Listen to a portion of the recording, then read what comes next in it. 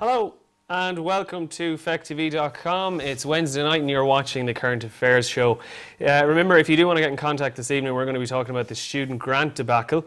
You can do so on Twitter. Just use @FECTV, or indeed you can comment on our Facebook page as well.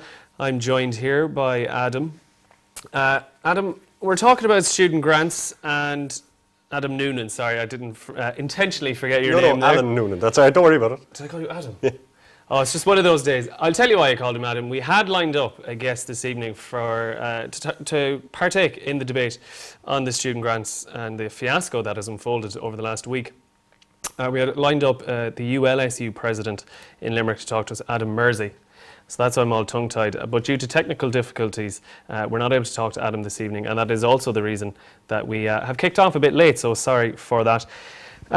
Alan, you attended college, like myself. Have you ever gone through anything like students are going through at the moment, where apparently anyway, according to the USI, students are pretty much on the poverty line at the moment because grants have been delayed, they haven't got their money, and people are now going to their students' union asking for food? I think anybody who's been a student over any period of time in Irish universities is well used to delays with regards grants, things like that. The declining amount of support that's actually being given to students is worrying, all right. But having said that, it's never been a case where students were particularly noted for their culinary skills in the first place. So I guess my question would be, to what extent are students kind of, it seems to me, almost moaning about something that has always been a problem for students? Is this, how desperate is this new thing? From what I could gather, the USI, the Union of Students of Ireland, have indicated that in their press release that they released earlier this week, that it's due to the fact that SUSI, which is the Student Universal Support Ireland, they this year decided to take on all of the processing of grant applications, beginning with first-year students. So as a result of taking on that huge task, like they're dealing with tens of thousands of applications, they're not able to get through them all. A point was made earlier this week that staff of around 360 dealt with it previously through all the local VECs, and now a staff of less than 60 people is dealing with it. The USI obviously has jumped on this, and they've said that as a result of the delayed applications, students, as I've said, like in the likes of Athlone, they're going to have to go to soup kitchens and whatnot. But, and I think this is very important, from talking to other student reps, they think the USI has blown it out of proportion.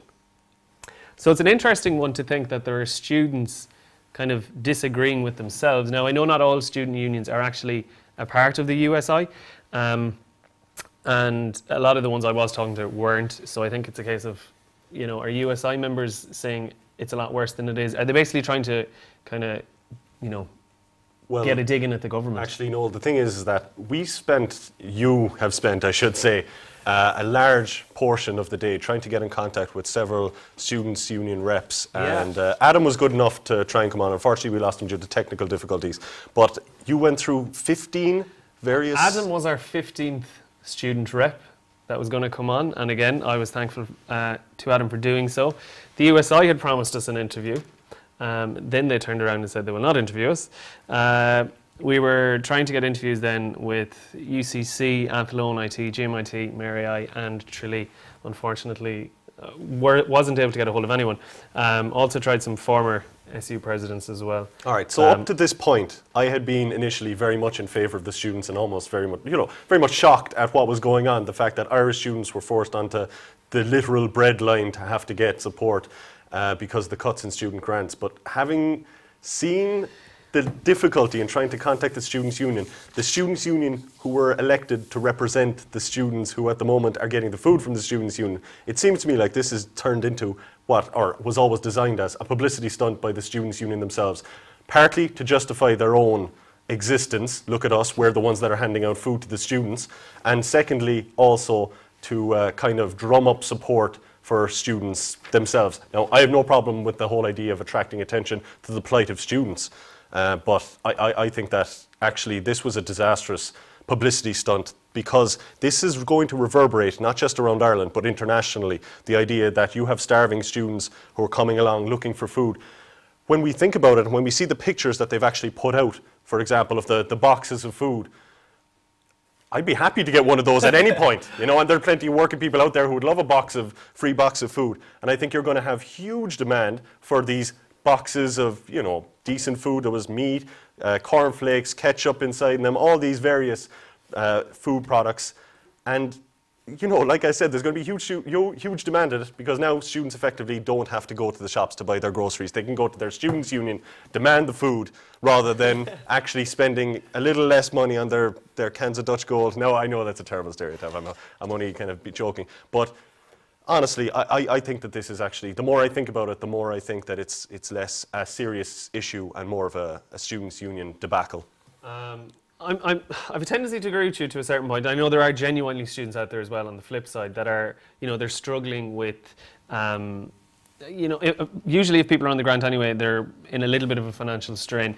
So if they're applying as well to the students' union, they're obviously quite stuck. But as you said, there probably are students out there as well who are kind of just taking the piss. Yeah. And also, I think it's a key point to note that Susie, we did ask them for a statement in relation to this whole thing, and they did send us a two-page document outlining their stance on it. And basically, it seems there are 4 categories of student at the moment in terms of what Susie is dealing with. Over 43,000, almost 44,000 students have been dealt with, and they have their money, so they're sorted. And then at the moment, there's in around 1,000 that they're dealing with right now. They're almost complete. There are over 12,000 students who have supplied documents but haven't supplied them all. Now, I know there's a lot of documentation involved in grants. I got one myself. But then this is the key one. There's over 10,000 students who initially applied for the grant and then supplied no documentation. It's literally like going, you're giving away free money. Yeah, that's fine. I'll take some. No proof that it's actually needed. But I think where Susie, I mean, they're not going to get away scot-free in this. They have, you know, made a huge balls of the whole situation. There are 4,000 students who have been told, you know, you are going to get the grant, but they still haven't actually got the money into their account. Yeah. Which is, I don't know what's worse, just still waiting or knowing you've got it, but you actually can't get your hands on it. As a recipient of student grant myself, like yourself, Noel, yeah, it's hugely important to some people, but I think we both know, I think most Irish people know, that there are people who are from wealthier families who simply have no need of the students grant, who are going to be applying for it, and, you know, unnecessary, kind of like the child allowance, the child supplement support as well. Like, what does somebody earning over 100,000, over 200,000 need with these sort of governmental supports, which are designed for the very, you know, poorest and needy in mind, or at least those who would not be able to afford it otherwise. So there is that element to it as well. Now, not providing documentation, that kind of flies in the face of being in dire starvation need and lacking food if they're not willing to show the few documents that they have, or that they have to show to get the grant. As painful as the whole process is applying, and I know what you were saying absolutely about this whole issue of going through the red tape of bureaucracy, which is covered in every facet of Irish life. But to be honest, I think we're well used to it at this stage, and you just have to grin and bear it when you're applying for grants. Do you think it's a case of the Dublin City VEC took on too much too soon? Like, all the various VECs around the country had to apply, you know, put in a tender saying, oh, we can do this. The government gave it to them on the grounds that they would be able to manage, you know, this amount of applications, which they clearly have not been able to do. Do you think it's a case of they just shouldn't have taken it on this year? Yeah. Without first proving somehow, I don't know how, but like that they should have to demonstrate that they could cope with vast amount of applications. What they could have done is, over a period of years, even 2-3 years, they could have expanded the Dublin VEC to Leinster, see if they were able to cope with that, then expand it and add Munster in, Connacht. I mean, they could have phased this in, but of course it's an all or nothing approach with, you know, reform in Ireland. And yeah, this is a disaster, firstly, for whoever was in charge. The administration should definitely, somebody should bear responsibility for this. And unfortunately, nobody at the top will be reporting for this. Nobody at the top will be responsible for this. And so I think it was just simply opportunistic by the Students' Union to take advantage of what is a chaotic situation and to push their own attention-grabbing agenda. There's another aspect to this that I think is quite important and hasn't really been dwelled on that much over the last couple of days as people have been talking about this, and that is the fact that the Student Assistance Fund, which is a hardship fund for students who need additional money, you know, they might find themselves halfway through the semester and for some reason they just have no money and they need access to some emergency funding. The government have allocated a further 3 million to this fund, and you'd imagine as a result of this whole mishap that a lot more students are going to have to use this hardship fund now. Like that 3 million is going to be gone when you spread it across the student population. You've already got those who use it from year to year, and now you're going to have an additional amount of students who are going to have to apply for it as well. You're right, it kind of makes a mockery of the whole idea of cutting students' grants in the first place, which is kind of preposterous. I don't know what and of course then you'll have the bureaucracy that was involved in creating that new body. So is this a case of jobs for the boys, or what exactly seems to be going on? There's duplication obviously there, like a grant is a grant and additional assistance if you need it. I don't know why they couldn't work through the same body. What do you think of the whole idea of the fact that soup kitchens have had to be opened for students to get like soup of all things, in terms of, I don't know, it's hard to know. Do you think it's a case of like SUs have kind of tried to demonstrate this is what happens when you cut, or not cut, but when you actually increase fees at the start of the year? Do you think it's kind of all is that too far for me to go, that they've somehow orchestrated as such that they know year on year that there's going to be increases to the student grant or student levy at the start of the year? Do you think they've, is that too broad of a move for me to imagine? I don't know. Even the idea of saying soup kitchens, you know, harking back to famine times, is wholly preposterous when you're talking about Irish students who will eventually come out of the education system with minimal debts in comparison to other students around the world who are forced to take on massive loans, both government and private, in order to get their way through college. So, you know, while you're talking about soup kitchens, I mean, like, I wonder how much of this is falling on the deaf ears of Irish people. How much sympathy are they able to generate from Irish people? Well, it's one of those things that generally people don't have a lot of sympathy for students. And if you do want to get in contact, by the way, you can do so on Twitter or on Facebook. And we do have a comment that came in via Twitter.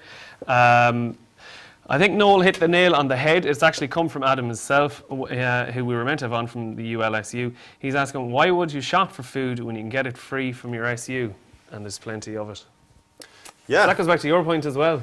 I don't know. I have the feeling that this effort to kind of create a ruse is going to turn full tilt on the Students' Union. I think that they're going to lose more support. They're going to show themselves off to be I don't know, not incompetent, but definitely unable to sort of represent their own students. It seems to me. I don't know. What do you think, Noel? How badly do you think this reflects on the Students' Union? Well, I actually worked in the Students' Union for 2 years myself. I was a vice president, and every day you do deal with students who have, you know, various financial needs, and they do need extra money for various things. And it really did open my eyes to, you know, there are a lot of students who are genuinely out there struggling. Whether it be for food or, you know, if they might need more money for creches or things like that. But at the same time, you got to see that there are students who will take the mick out of the system when they can. And I think this is probably evident here as well, unfortunately. But it's like anything in life. I mean, you know, if there's anything going free, people generally go for it. So, yeah, I think we're both on the same page on it anyway, in terms of it's a case of students kind of taking the mick again. Some of them, not all of them. I'm not saying all students, I'm not painting everyone the same brush, but, you know, it's a tough one. We have another comment there, do we?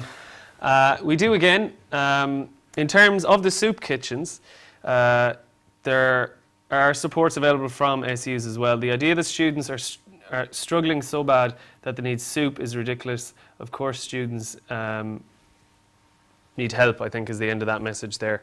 But, you know, whether or not soup is the answer to that. There is one thing that I will kind of turn, I don't want to do an about face either. I do think that, like you said, there is assistance needed for students that are in need, and I don't think that anybody would argue against that. But one of the things that I find myself furious as a former student as well is the whole idea that the Students' Union and students around Ireland were able to get a promise from Rory Quinn that he would not increase capitation fees for students. Effectively, we might as well call them student fees. There's no point in dancing around the subject. That promise, once he got into government, was broken. And the question is, how are we going to hold Labour to account for breaking their promise? That's a question that I have, hanging over my head. That kind of links in a way to what we're around about in terms of, well, not what I mentioned earlier in terms of, is this all being orchestrated over the span of the semester? Like normally the SU did a big march in Dublin. I know this year they kind of spaced them out a bit more around the country. Was it a case of, like I said earlier, trying to go, you do this in September, this is the knock-on effect later on, and it kind of ties in then as well with the grants being delayed. I mean, surely Susie, like the group behind Susie were aware, Dublin City VEC should have been aware of some of this type of thing happening. I mean, how much like forward thinking, I wonder, did they put in place? Yeah, that's a great point. Yeah, absolutely. And the culpability of the bureaucracy itself with regards to this debacle, like head should roll ideally, but whether or not they will is a different story. To go back to the Twitter machine, Sully in Brazil has said it's an elitist system. Those who can pay get the best education. The best doctor isn't necessarily the one whose daddy was rich. Oh, a vicious point there from Sully Brazil. And you know what? He's absolutely right. The idea that the point system is actually, at the moment, a memorization test. It's not any sort of intelligence test, and to suggest otherwise is fairly preposterous. So the student who is getting the grinds, getting the best of everything is obviously probably going to end up, as you said, the doctor. And of course, the funny thing is, it's once you have those points at the end of the day, it doesn't matter. It doesn't matter about your personality. It doesn't matter about anything else. Yeah. You could be the least personable person in the world and still end up a medical doctor in Ireland at age 22, 21, which is amazing. Yeah, it doesn't make sense at all. That system seriously does need to be looked at. I think one group of people that do need to be thanked, to a point, I suppose, because so far there haven't been any reports, as far as I'm aware, of students who've had to drop out as a result. Now, I know what's been said is they're very close to dropping out, but I think, that's usually said when something like this happens anyway. Landlords have apparently, sided with students on this one, going, okay, we understand you don't have the money right now, but, we'll need it soon. But at least they're being, understanding. I might take the opposite point on that, Noel. I think that they're interested in it for a different reason. That really? They want to see students having as much money as possible so they can charge them as much. Rent in Ireland is outrageous in the first place. Like, it is one thing that has not diminished in equal proportion to the cost of living accommodation, whatever you want to call it.